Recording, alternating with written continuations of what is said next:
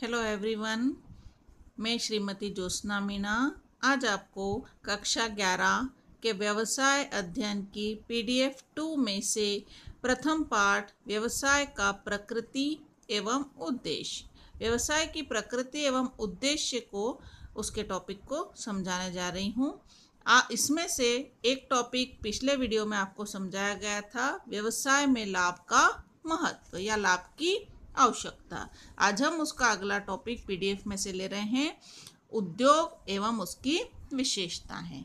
तो सर्वप्रथम हम में से कई विद्यार्थी जानते हैं, हमने 9th-10th में भी पढ़ा हुआ है, उद्योग से क्या आशय है।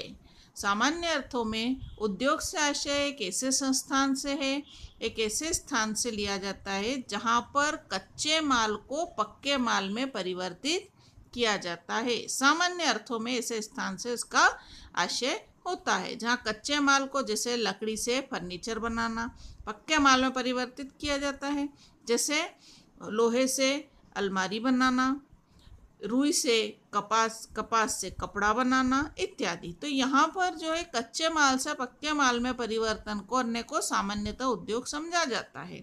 किंतु औद्योगिक भाषा, यदि हम व्यावसायिक भाषा में देखें तो उद्योग से क्या आशय है।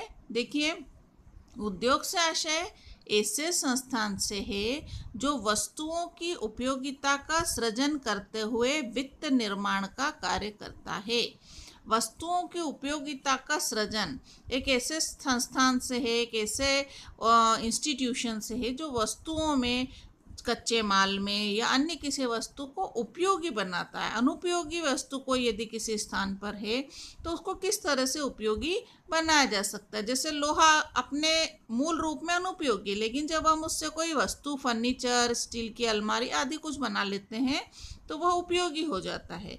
प्लास्टिक अनुपयोगी, किंतु उसका जब हम कोई वस्तु का निर्माण कर लेते हैं तो वह उपयोगी हो जाता है। तो उपयोगिता का सृजन करते हुए वित्त निर्माण, वित्त से क्या तात्पर्य है, यहाँ पर वित्त से तात्पर्य है धन।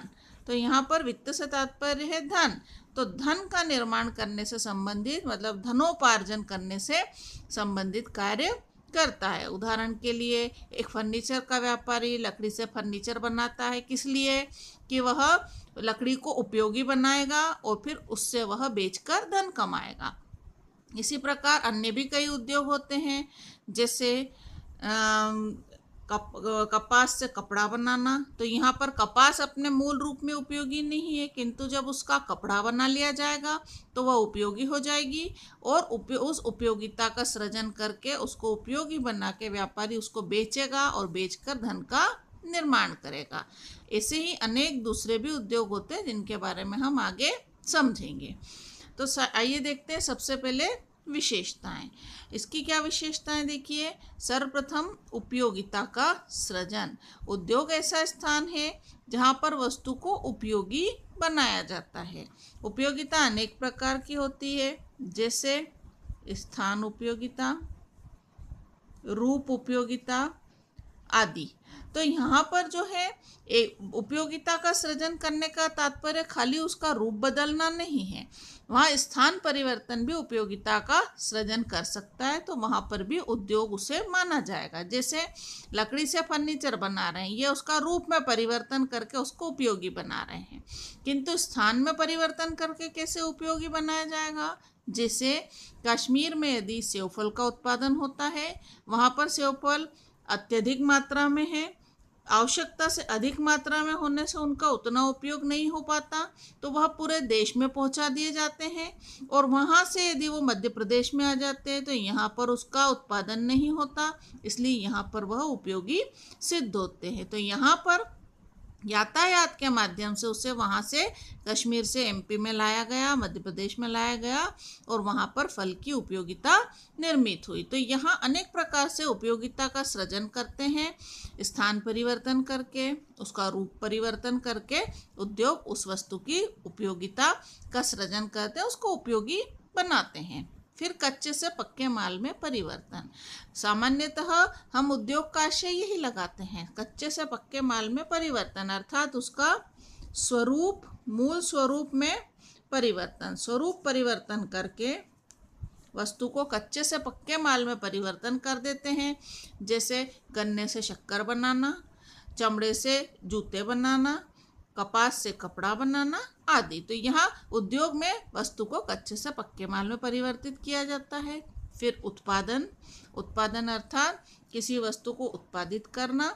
यहाँ पर फैक्ट्री में या कारखाने में वस्तु को उत्पादन किया जाता है, जैसे गेहूं को पीसकर आटा बना रहे हैं, या फर्नीचर बना रहे हैं, या फिर लोहा, इस्पात इत्यादि के द्वारा जो है मोटर व्हीकल बना रहे हैं, कार बना रहे हैं इत्यादि। तो यहाँ पर वस्तु का उत्पादन किया जा रहा है, उसका स्वरूप बदल के उसको उत्पादित किया जा रहा है। नई वस्तुओं का निर्माण कारखाने के माध्यम से उद्योगों में किया जाता है। फिर मुख्य प्रक्रिया, अगला बिंदु है मुख्य प्रक्रिया। यहाँ पर यह ध्यान देने योग्य है कि उद्योग का कार्य एक मुख्य प्रक्रिया के कार्य में आता है।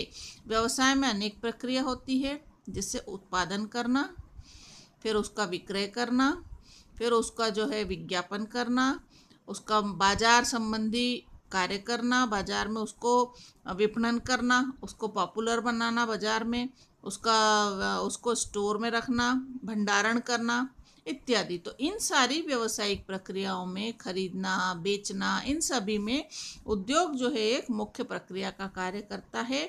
उद्योग एक प्राथमिक कार्य है, प्राथमिक कार्य है। यह एक मुख्य प्रक्रिया के रूप में होता है।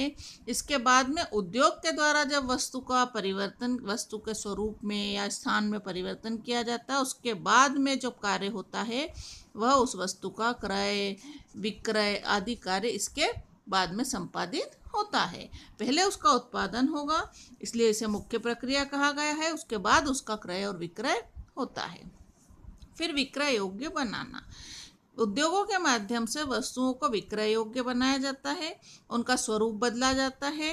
सामान्य रूप में जैसे हम अगर देखें तो खदान में से निकला हुआ सोना, वह अपने आप में इस तरह का विक्रय योग्य नहीं होता। जैसे उसका यदि कोई आभूषण बना ले तो वह विक्रय योग्य स्थिति में आ जाता है। इसी प्रकार यदि खदान में से निकला हुआ तेल कच्चे स्वरूप में होता है, लेकिन जब उसको अपन पेट्रोलियम या अन्य स्वरूप में खरीदते हैं तो उसको विक्रय योग्य बनाया जाता है। इसी प्रकार से यदि खदान में से निकला हुआ लोहा, इस्पात है या अन्य कोई वस्तु है तो वह विक्रय योग्य बनाने के लिए उसमें प्रक्रिया की या प्रोसेसिंग की ज़रूरत होती है। इसी प्रकार जब हमें जूट मिलता है, फसलों से हमें कपास मिलता है, तो वह अपने आप में विक्रय योग्य नहीं होता, परंतु उसे विक्रय योग्य बनाने के लिए हमें उद्योगों की आवश्यकता होती है। उसका कपास से कपड़ा बनाने के लिए उद्योगों की आवश्यकता होती है, लकड़ी से फर्नीचर बनाने के लिए उद्योगों की आवश्यकता होती है। इस प्रकार उद्योगों के माध्यम से वस्तु को उसका स्वरूप बदलकर उसे विक्रय योग्य बनाने का कार्य किया जाता है। तो यह हमने आज उद्योगों का अर्थ और विशेषता इस वीडियो के माध्यम से समझी। धन्यवाद।